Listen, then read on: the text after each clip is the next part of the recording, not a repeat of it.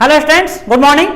तो पिछले वीडियो में हमने देखा type of bacteria on the basis of number and flagella, और अब यहां पर हम देखेंगे type of bacteria on the basis of their shape, मतलब बैक्टीरिया की आकृति कैसी है, उसका शेप कैसा है, इसके बेस पर इसको हम क्लासिफाइड करते हैं।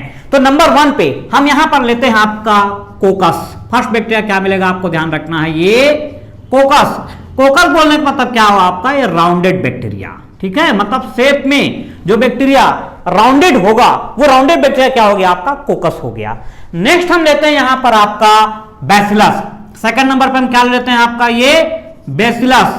तो बैसिलस बोलने का मतलब क्या हुआ यहां पर कि भाई इस तरीके से रॉड शेप्ड यदि बैक्टीरिया है, ये कैसा हो गया आपका, ये रॉड शेप्ड हो गया, डंडे की आकृति का हो गया, ये क्या हो गया आपका बैसिलस बैक्टीरिया हो गया।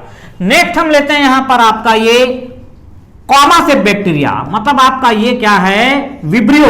विब्रियो बोलने का मतलब क्या है कि ऐसा करके कॉमा के जैसा दिखाई देगा, तो बैक्टीरिया क्या कहलाएगा आपका, विब्रियो के नाम से जाना जाएगा। नेक्स्ट हम लेते हैं यहां पर आपका ये स्पाइरलम, मतलब यदि बैक्टीरिया आपका स्पाइरल शेप्ड है तो इसको आप क्या बोलेंगे, स्पाइरलम, मतलब इस टाइप का बैक्टीरिया आपको दिखाई देगा, ये स्पाइरल टाइप का रहेगा, ये हुआ स्पाइरलम। और नेक्स्ट हम लेते हैं यहां पर आपका ये 5th नंबर पे स्टार्क बैक्टीरिया। ये क्या हो गया आपका, ये स्टार्क बैक्टीरिया।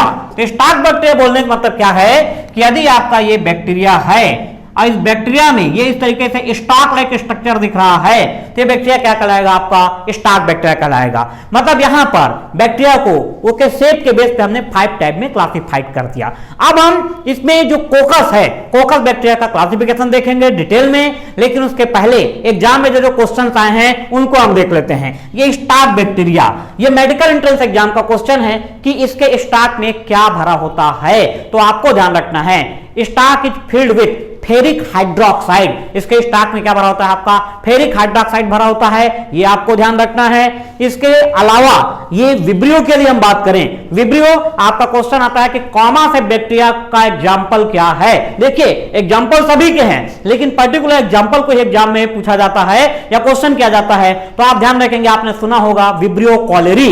विब्रियो कॉलेरी जो कि कॉलेरा डिसीज कॉज करता है, तो जनरल क्वेश्चन आ जाता है कि कॉलेरा डिसीज कॉज करने वाला बैक्टीरिया कैसा होता है, तो आपको ध्यान रखना है, इसको काउंट करते हैं हम कॉमा से बैक्टीरिया या विब्रियो कॉलेरी के नाम से उसको जानते हैं, ये ध्यान देंगे यहां पर।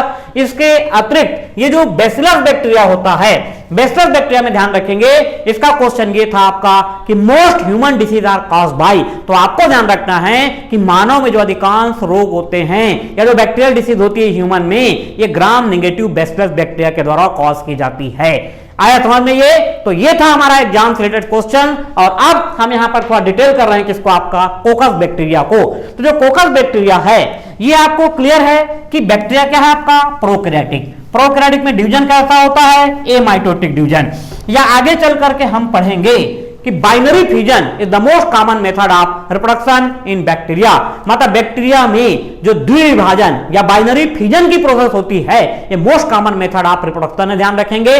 तो बाइनरी फ्यूजन में क्या होता है कि जैसे एक ये बैक्टीरिया है, अब एक बैक्टीरिया, ध्यान देना यहां पर यदि ये क्या कर रहा है आपका, ये एक सिंगल बैक्टीरिया है, तो सिंगल बैक्टीरिया क्या हो गया है, मोनोकोकस। इसको हमने क्या बोल दिया यहां पर, ध्यान रखना आपका, ये मोनोकोकस। और मान लिया जाए ये बैक्टीरिया क्या है, डिवीजन करके ऐसा करके क्या हो गया, डबल और ग्रुप में इस तरीके से अरेंज हो गया, तभी 2 बैक्टीरिया हो गए, डिवीजन से एक और बन गया, तो 2 बैक्टीरिया हो गया, मतलब क्या हो गया, डिप्लोकोकस। इसको हम क्या बोल देंगे, डिप्लोकोकस।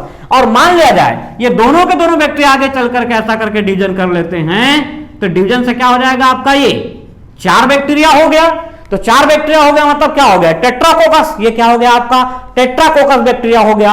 और इसी तरीके से यदि और फर्दर डिवीजन होता है, और फर्दर डिवीजन के कारण यदि क्यूबाइडल शेप स्ट्रक्चर फॉर्म हो रहा है, कैसा स्ट्रक्चर फॉर्म हो रहा है आपका, ये क्यूबाइडल स्ट्रक्चर यदि फॉर्म हो रहा है, तो उस केस में ये जो कोकस बैक्टीरिया है इसको आप कंसीडर करेंगे किसमें, आपका सार्सिनी। उस केस में इसको क्या बोला जाएगा, ये सार्सिनी, इसको अपन ही बोलते हैं, ये सार्सिनी के नाम से जाना जाता है, ध्यान रखेंगे। तो एग्जाम में क्वेश्चन बन जाता है कि क्यूबाइडल शेप जो स्ट्रक्चर फॉर्म हो रहा है due to bacterial cell division, तो उसको क्या कहा जाएगा, तो आप आंसर क्या देंगे, सार्सिनी के नाम से जाना जाता है। इसी तरीके से आपको ध्यान रखना है यहां पर आपका ये स्टेफाइलोकोकस, और क्या ध्यान रखना है आपको, ये स्टेफाइलो कोकस, स्टेफाइलोकोकस, और दूसरा आपको जानना है क्या यहां पर आपका ये स्ट्रेप्टोकोकस, ये दो आपको जानना है। तो स्टेफाइलोकोकस बोलने का मतलब क्या है कि यदि जो बैक्टीरिया है ये ऐसा डिवीजन करके क्या कर रहा है, बंच ऑफ ग्रेप्स या अंगूर के गुच्छे का समान यदि स्ट्रक्चर फॉर्म कर रहा है, तब इसको आप क्या बोलोगे, स्टेफाइलोकोकस बोलेंगे। क्या बोला जाएगा इसको आपका, स्टेफाइलोकोकस। मतलब बैक्टीरियल सेल डिवीजन के कारण यदि बंच ऑफ ग्रेप का एक स्ट्रक्चर फॉर्म हुआ है तो उसको आप क्या बोलेंगे, स्टेफाइलोकोकस। और उसी तरीके से स्ट्रेप्टोकोकस, स्ट्रेप्टोकोकस में क्या हो रहा है, इस तरीके से ये नेकलेस टाइप स्ट्रक्चर या चैन लाइक स्ट्रक्चर यदि बन रहा है तब उसको क्या कहा जाता है, ये स्ट्रेप्टोकोकस के नाम से जाना जाता है। तो ये वेरी इंपॉर्टेंट ध्यान रखेंगे, सार्सिनी मींस क्यूबाइडल से अरेंजमेंट होगा। यदि बंच ऑफ ग्रेप का स्ट्रक्चर फॉर्म हो रहा है वो क्या है, स्टेफाइलोकोकस है। यदि चैन शेप स्ट्रक्चर या नेकलेस शेप स्ट्रक्चर बन रहा है तो इसको अपन क्या बोलेंगे, स्ट्रेप्टोकोकस। तो ये हमारा जो क्लासिफिकेशन था बैक्टीरिया का अरेंजमेंट कैसा है या उसका शेप किस तरीके से फॉर्म हुआ है उसके बेस पे क्लासिफिकेशन था। मिलते हैं नेक्स्ट